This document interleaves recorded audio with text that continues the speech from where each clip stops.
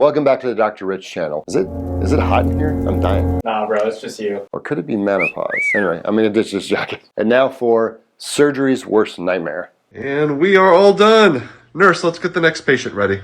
Okay, we'll need about 20 minutes for turnover. What? Yes, 20 minutes. Are you sure? Yes. We'll call you when we're ready. So I have the privilege of being able to travel and lecture to help teach surgical procedures and surgical efficiency. And specifically one of those practices is how to improve OR turnover. And that means when the first case is done to the time that the next case is ready. So the operating room itself is about $100 a minute to be able to run when you include all of the costs of the equipment, all the staffing, and this doesn't include surgeon or anesthesia time. So the longer the delay is between cases, it just becomes less and less efficient and profitable for a hospital to run this operation. And the more efficient you can get at turning OR time over, the more patients you can serve and the more lives you can save. 20 minutes is actually a good target. Although it's not unusual, and I'd even say typical, for 30 to 60 minutes to be the norm in a hospital who hasn't implemented any efficiency strategies. And a lot has to go into that process. The patient that's currently in the OR has to be taken to the recovery room. The handoff of that information needs to be given to the recovery room personnel. The next patient hopefully would have already been prepped, but has to physically move from the pre-op holding area into the OR, and none of that can happen until the room's been completely cleaned and sterilized. Thus began the longest 20 minutes of my life. What would I do? Who would I operate on?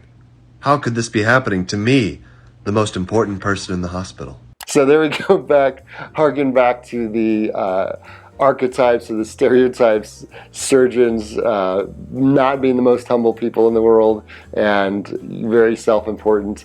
But at their core, truly caring and really wanting to do the best for their patients and affect as many lives as they can. I passed the time by dictating notes and yelling at residents for no reason in particular. But even after all that, only 4 minutes had gone by. So time passes differently during turnover time. Most of the staff, OR nursing directors particularly, have a good laugh about the fact that surgeons totally misconstrue time and they'll be standing at the desk waiting for turnover, and it actually has only been about 4 minutes and they think it's been 20 minutes.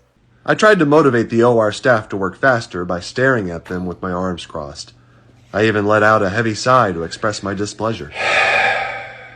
As obvious as that seems to not be a motivator, it seems like he needs to go see a Tony Robbins personal motivator or leadership kind of thing. As obvious as it seems that glaring and sighing is not the best way to motivate people. All surgeons, including myself, have stooped to that level, feeling that this behavior will somehow motivate the staff to go faster. You want to grab a mop? I grabbed a mop once. They took it away from me right away, not because I think they cared that I was mopping, but they were afraid I would screw it up. But nothing worked. Peering through the window, I frowned disapprovingly at my own OR staff.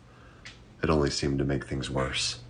Finally, I collapsed onto the sofa in the surgeon lounge, unable to muster the energy to eat the free snacks.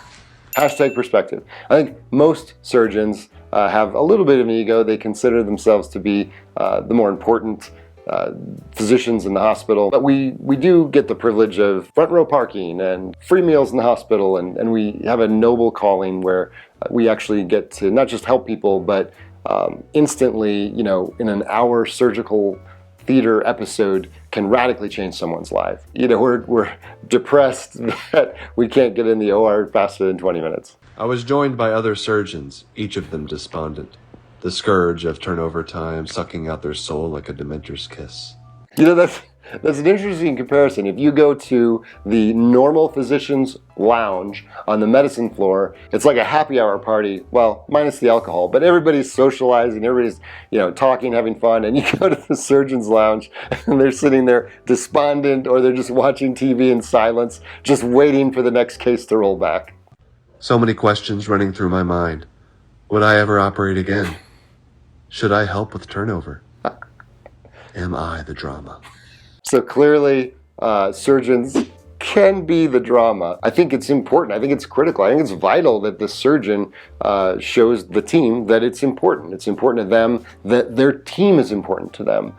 Because they are the backbone, the nurses, the scrub techs, housekeeping, anesthesia providers. We all work together to make this process move forward. And in all my efficiency lectures, that's one of the key elements to being part of the team, motivating the team, working together.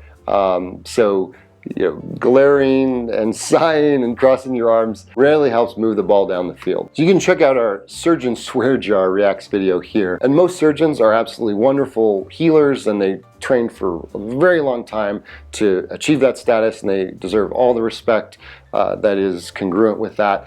But at the same time, surgeons are part of a team, part of a bigger picture. They can't do it all themselves. And on behalf of all surgeons, mad props to all of the staff at all of the hospitals that help us get those turnover times every day. Thanks for watching. I hope you found this educational and entertaining. Please share with a friend, and please like and subscribe.